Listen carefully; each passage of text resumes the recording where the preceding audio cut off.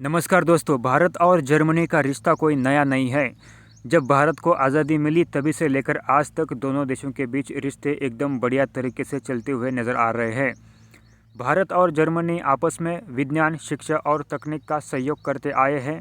1950 के दशक से लेकर आज तक जर्मनी ने भारत को औद्योगिक विकास में मदद की है।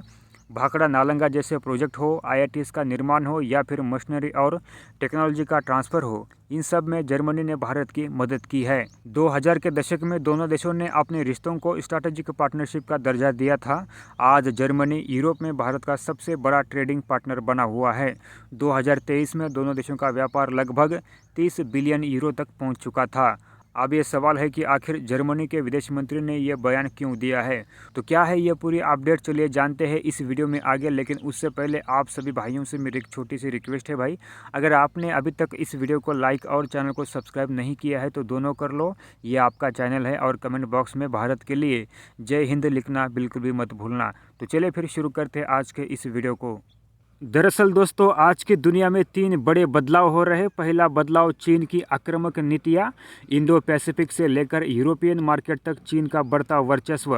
दूसरा बदलाव अमेरिका चीन का ट्रेड वार, जिसमें भारत एक ऑप्शन के रूप में उभर रहा है।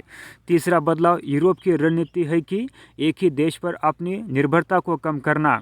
तो दोस्तों, जर्मनी के लिए भारत अब सिर्फ एक बिजनेस पार्टनर नहीं बल्कि भरोसेमंद रणनीतिक साझेदार बन चुका है। एक तरफ भारत और अमेरिका के बीच बढ़ती दरार रुकने का नाम नहीं ले रही है, तो दूसरी तरफ जर्मनी भारत को गले लगाने के लिए तैयार बैठा है।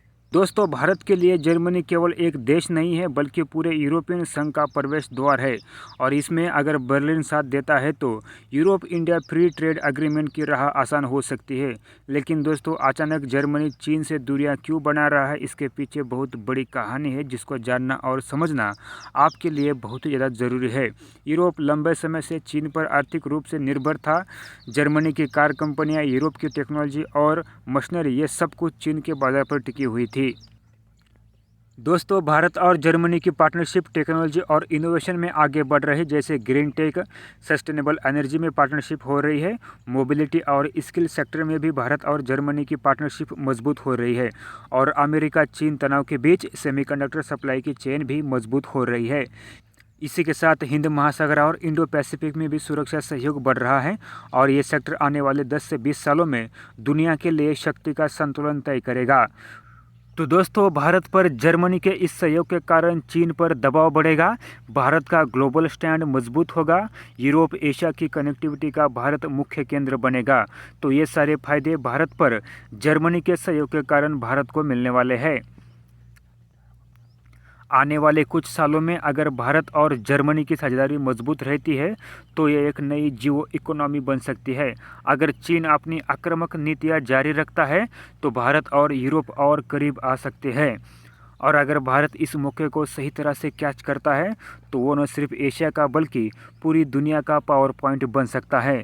लेकिन एक बात पक्की है कि 21वीं सदी की भू राजनीति में भारत अब सिर्फ एशिया की कहानी नहीं बल्कि एक वैश्विक शक्ति की भूमिका निभाने जा रहा है।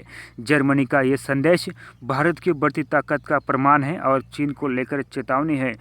इस बदलते दौर की असली तस्वीर है, क्योंकि अब दुनिया के लिए एशिया का मतलब भारत है। तो दोस्तों, उम्मीद करता हूँ आप सभी को मेरा ये छोटा सा वीडियो ज़रूर पसंद आया होगा। अगर आपको वीडियो यदि ये पसंद आता है तो भाई वीडियो को लाइक करके चैनल को सब्सक्राइब कर देना, क्योंकि मैं आपके लिए इस चैनल पर ऐसे ही नए नए वीडियो लाते रहता हूँ। तो दोस्तों, मैं मिलता हूँ आपको फिर किसी नए वीडियो में, तब तक के लिए धन्यवाद।